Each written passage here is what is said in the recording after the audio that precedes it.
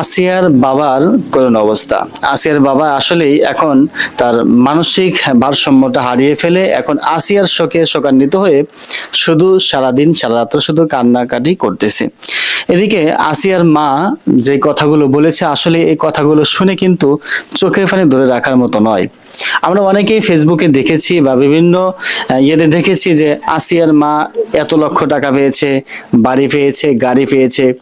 আসলেই আসিয়ার মা এগুলো পেয়েছেন কিনা আজকে আমরা আসিয়ার মায়ের মুখ থেকে শুনবো যে আসিয়ার মা আসলেই এই পর্যন্ত মোট কত টাকা পেয়েছেন এবং আসিয়ার মা হিটু শেখের ব্যাপারে এবং তার দুই ছেলে এবং স্ত্রীর ব্যাপারে যেই কথাটা বললেন। তো আমরা আসলে প্রথমে আসিয়ার বাবার কান্না, সে আসলেই এখন যে পরিস্থিতি তার ভারসাম্যহীন হারিয়েই কিন্তু সে এখন পাগল হয়ে গিয়েছে।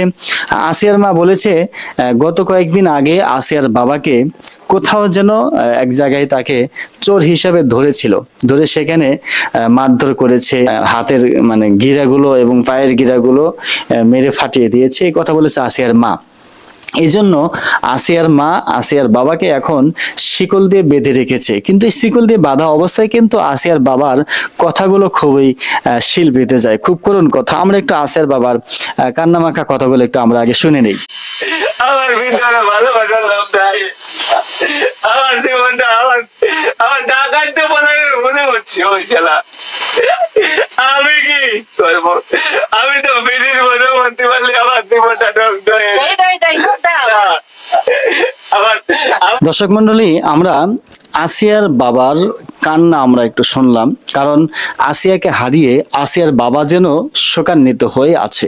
তিনি সকালে, সন্ধ্যা, দুপুরে, রাত্রিতে সদা সর্বদাই কিন্তু তার চোখে শুধু কান্না আর কান্না আসিয়ার শোকে। আসলেই যার সন্তান চলে যায় সেই বোঝে তার সন্তানের ব্যথা। আসিয়াকে হারিয়ে কিন্তু আসিয়ার বাবা ভারসাম্যহীন হয়ে গিয়েছে। আসিয়ার বাবা কিন্তু এখন তার মানসিকতা সঠিক নেই। তো আমরা একটু আসিয়ার মায়ের মুখ থেকে শুনবো যে আসিয়ার মা তার বাবাকে নিয়ে কি বলতেছে। দর্শক মন্ডলী, আপনারা আসিয়ার মায়ের কথাও শুনলেন। এখন অনেকে কিন্তু বলেন যে আসিয়ার বাবা তার মা অনেক সুখে আছে। কেন? যে বিভিন্ন রাজনৈতিক দলগুলো এবং বিভিন্ন লোকেরা তাকে লক্ষ লক্ষ টাকা দিচ্ছে। কেউ কেউ বলেছেন যে আসিয়াকে তার মা বাবাকে বিল্ডিং করে দিয়েছে, ফ্ল্যাট বাড়ি করে দিয়েছে এবং অনেক টাকা পয়সা দিয়েছে। আসলেই আসিয়ার মাকে মূলত টাকা পয়সা, ফ্ল্যাট বাড়ি এগুলো দিয়েছেন কিনা আজকে আমরা আসিয়ার মায়ের মুখ থেকে শুনে নেব। তো আগে আমরা আসিয়ার মায়ের মুখ থেকে শুনি যে আসলে আসিয়ার মা এই টাকাগুলো পেয়েছেন কিনা। ঘর করে দিয়েছে, বাড়ি করে দিয়েছে, ফ্ল্যাট বাড়ি করে দিয়েছে, অনেক টাকা পয়সা দিয়েছে। মূলত ভাই আমি টাকা পয়সাও পাই নাই, ঘর বাড়িও পাই নাই। তার ভিতর কি হয়েছে, বিএনপির পক্ষ থেকে আমি 1 লাখ টাকা পাইছি। আর জামাতের হুজুর আমার একটা ছোটখাটো একটা গোয়াল করে দিয়েছে আর একটা গাভী কিনে দিয়েছে, এই আমি পাইছি। কিন্তু মানুষ যে কথাগুলো বলাবলি করতে, কথাগুলো ঠিক না। আমাদের মানুষ বিক্রি করে খাইছে, আমাদের মানুষ বিক্রি করে খাইছে। আমি যে অসহায়, আমি অসহায় আছি, আমার টাকা পয়সা আমার কিছুই আর দরকার নেই। আমার একটাই আবদার যে উপর আল্লাহ যদি আমার উপরে সহায়তাই করে, তা ঠিক আমার একভাবে না একভাবে সে সঠিক পথ আমার দেখাই দেবে। দর্শক মন্ডলী, আপনারা শুনলেন যে আসিয়ার মাকে আসলেই কত টাকা দেওয়া হয়েছে। আজ পর্যন্ত অনেক নিউজ হয়েছে কিন্তু যে আসিয়ার মা এবং বাবাকে ফ্ল্যাট বাড়ি করে দেওয়া হয়েছে এবং তাদেরকে কোটি কোটি টাকা, লক্ষ লক্ষ টাকা দেওয়া হয়েছে। এগুলো আসলে ভুল কথা। তবে হ্যাঁ, আসিয়ার মা পেয়েছে বিএনপির পক্ষ থেকে 1 লক্ষ টাকা পেয়েছে, আর জামাত ইসলামের পক্ষ থেকে একটা গোয়াল ঘর এবং একটা গরু পেয়েছে। এই পর্যন্ত আসিয়ার মা মাত্র এই 2টি ত্রাণ পেয়েছে একমাত্র আসিয়ার মা। আর বাকি যেই কথাগুলো বলা হয়েছে তাদেরকে এত টাকা দেওয়া হয়েছে, এত টাকা দেওয়া হয়েছে, এগুলো আসলে গুজব ছড়ানো হয়েছে। তো আমরা কেউ গুজব ছড়াবো না। আসলে আসিয়ার মা অত্যন্ত গরিব, অসহায় ফ্যামিলির একজন মানুষ। এবং হামিদার যে বিষয়টা, এখন আসিয়ার মা, হামিদার মা বলতেছে যে আমার তো এখন ভয় হয়, কারণ এই যে হিটু শেখকে যে রায়টি দেওয়া হয়েছে, যদি রায়টা কার্যকর না হয় তাহলে সেও তো একদিন ছাড়া পাবে। সেও ছাড়া পেয়ে কিন্তু কারো না কারো মায়ের কোল খালি করবে, যেমনটি আমার আসিয়ার করেছে। এখন বাকি যে তিনজন ছাড়া পেয়েছে, আসিয়ার মা বলতেছে এই তিনজন যে ছাড়া পেয়েছে, এই তিনজন ছাড়া পাওয়াতে তো আমি আরো বেশি আতঙ্কের মধ্যে পড়ে গিয়েছি। কারণ সজীব অথবা তারা দুই ভাই যে কোনো মুহূর্তেই আমার হামিদাকে ধরতে পারে, ধরে যে কোনো কিছু জিজ্ঞাসাবাদ করতে পারে বা একটা কিছু করতে পারে। এই ভয় কিন্তু হামিদার মায়ের ভিতরে কাজ করতেছে, স্বাভাবিক। কারণ যেহেতু এত বড় একটা ঘটনা ঘটেছে, সেই ঘটনা যেহেতু বাকি তিন আসামি সাড়া পেয়েছে, এখন এটা ভয় লাগারই কথা। তো এখন আসিয়ার মা বলতেছে যে আমি ভয় পাচ্ছি যে তারা কখন কি করে না করে এটা বলতে পারতেছি না, এই জন্য আসিয়ার মায়ের কিন্তু ভয়। তো দর্শক মন্ডলী, আসলে আসিয়ার ফ্যামিলিটা অত্যন্ত গরিব ফ্যামিলি, এবং হামিদার মা বলতেছে যে আমার মেয়ের জীবনটা তো, এক মেয়ের জীবন তো চলেই গেল, বাকি হামিদা মেয়ের জীবনটা তো নষ্ট হয়ে গেল। কারণ এই যে তার অধীন থেকে ডিভোর্স করে নিয়ে আসবো, আসার পরে তখন আমার হামিদা মেয়েকে কি করব, সে কোথায় দেব? ছোট্ট মেয়ে বিয়ে দিয়েছিলাম যাতে করে আমার ছোট্ট মেয়েটা তারা আদরে রাখে, কিন্তু তারা তো আদরে রাখেনি, বরং আমার মেয়ের জীবনটা আরো নষ্ট করে দিয়েছে। আসলে এখানে হামিদার মায়ের কান্নামাখা কথা কিন্তু আসলে শিল বেঁধে যায়।